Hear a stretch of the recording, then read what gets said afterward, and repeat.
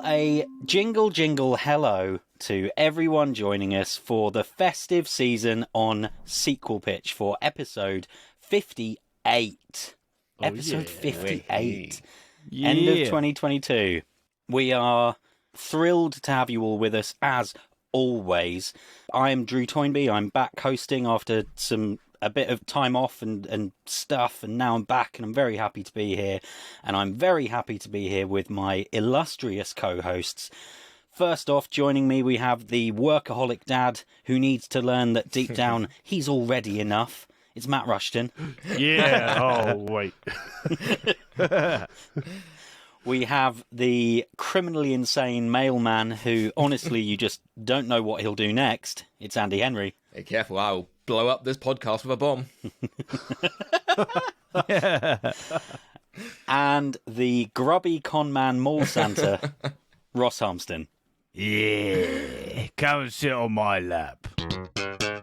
Now, as you'll know from the episode title, we are if you didn't guess from those clues, I don't know how specific those clues are. I reckon most people would get it from that.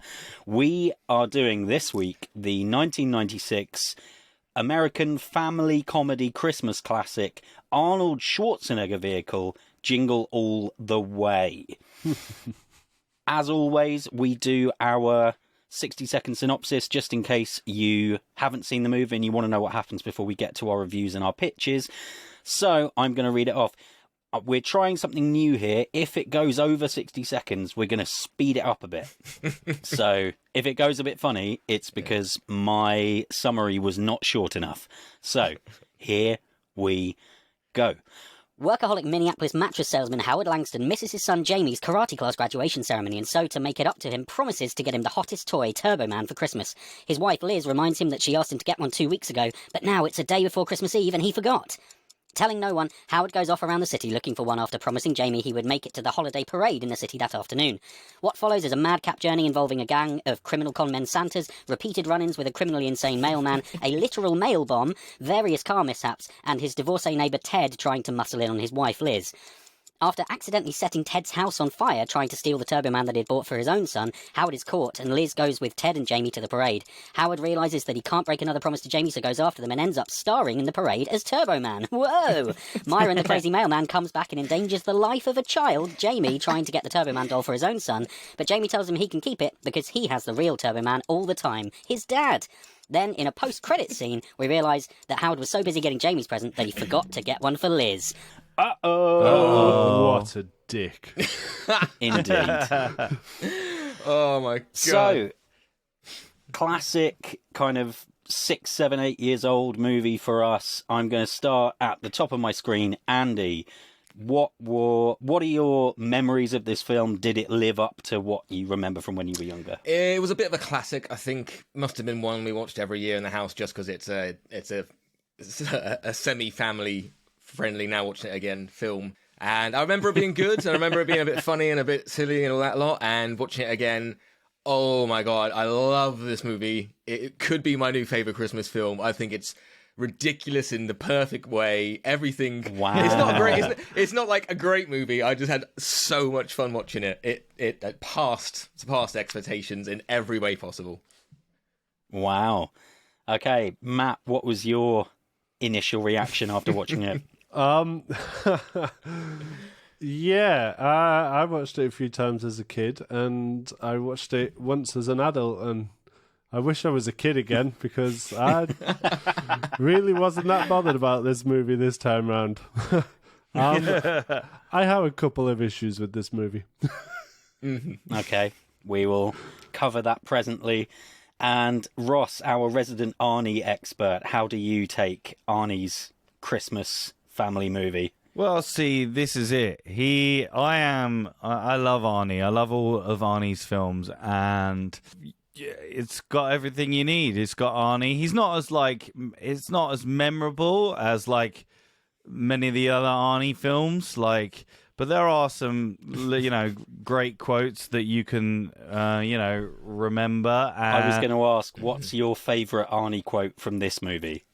Or obviously it's got to be, I'm not a pervert. I was just looking for a Turbo Man doll. You got the cookie, put that cookie down as well, which is a classic Arnie one. Yeah, put that cookie down. Put the cookie down.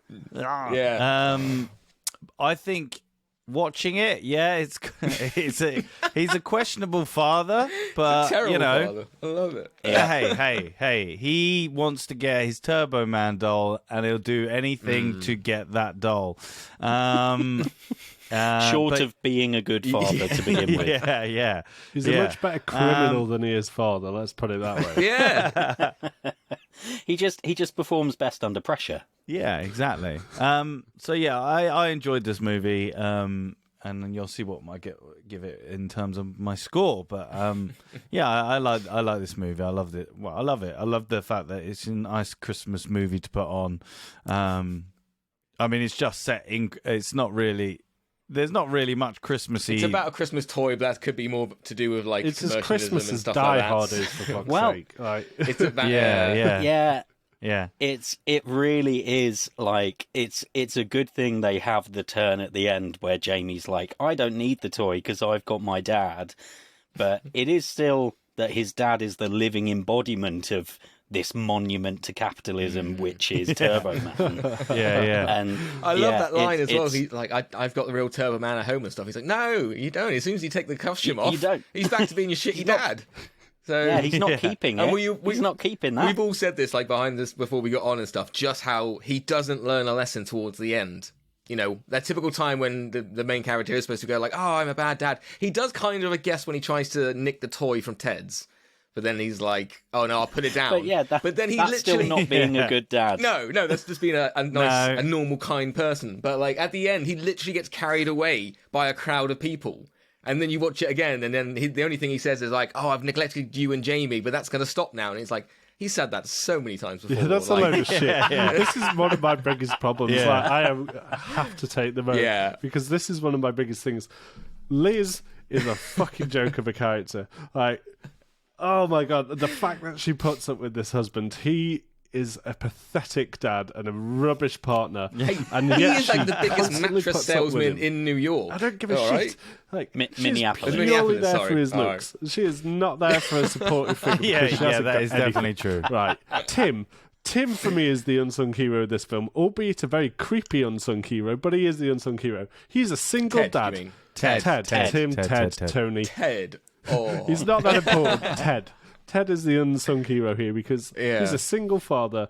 One provides for his kids and makes sure that you know, his kid loves him, he worships him. The whole town loves Ted because he's constantly got time for everyone else and constantly putting everyone else. I know he's doing it because he's trying to prove that he's the better partner, but he is doing so much for everyone. Wait, for his own ego. wait. I got the impression that he was. I mean, he just is- sleeps he around is- with he everyone. sleeps around Sleeping with with all the all town. the That's how his Doesn't marriage matter. probably Hey, fell if that's what apart. works for him, he's clearly supporting all the women in that town. He's like the worst He's kind of guy, supporting all but the the women. Yeah, he best does. character. Oh, It does at least Yeah. seem like it's all consensual. It seems like he doesn't try to.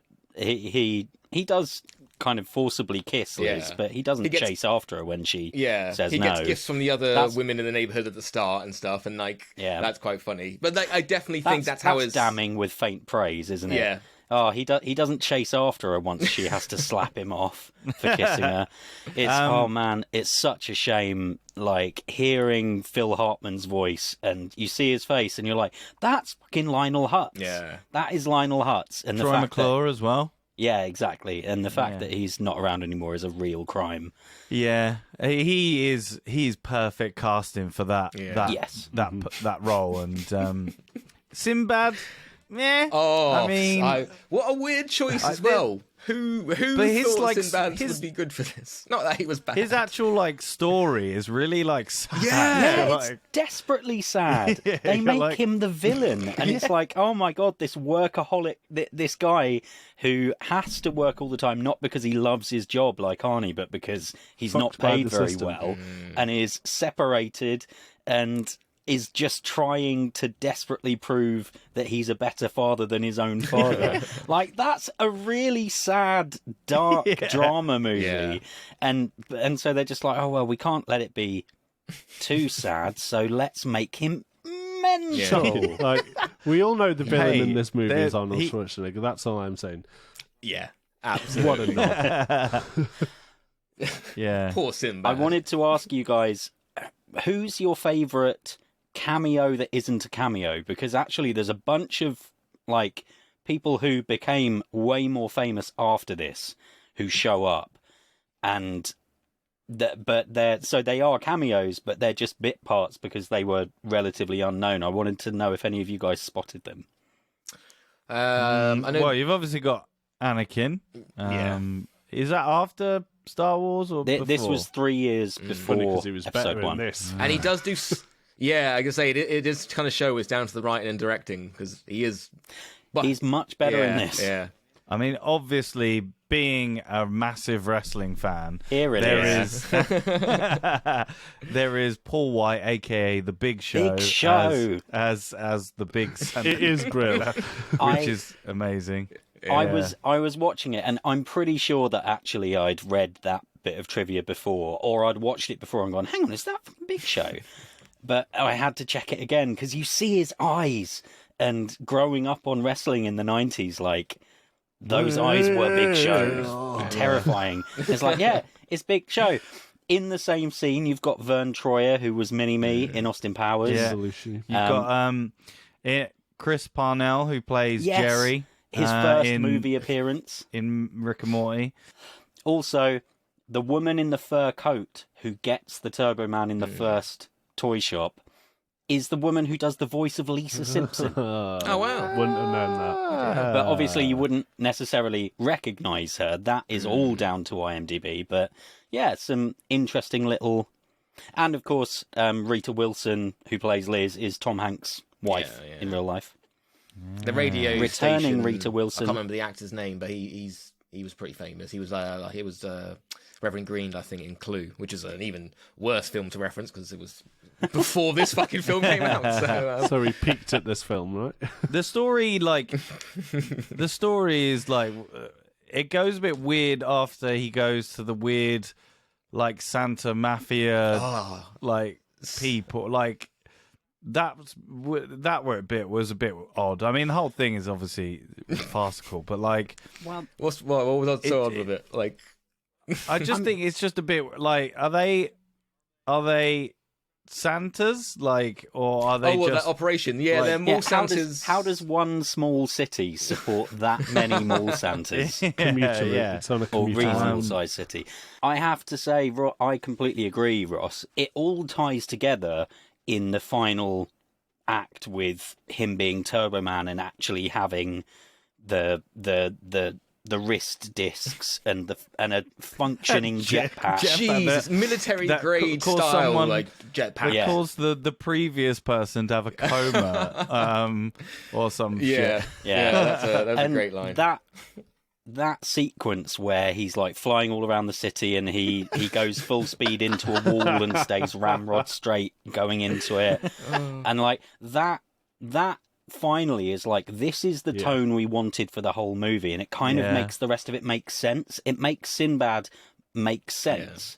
It really does. It makes the punching a reindeer. It makes Ted having bought a reindeer for Christmas make more sense. But it's all shot so normally up until that point that it just feels like it's a bit weird, and then it turns out no, it is actually meant to be bonkers, and it makes it work a lot better for me. Yeah, that's the punching of the reindeer, because we know he's punched a camel in Conan before.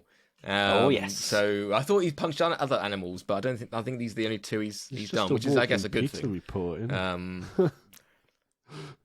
Yeah, as well. I love it because he runs away from the reindeer at first, and then he kind of stands his ground. He's like, "Don't you come and charge me!" And then he knocks him out. And then to apologise, he gets him drunk on beer. Worse than punching. So, Like, yeah. good give guy me the all reindeer round. alcohol poisoning. That reindeer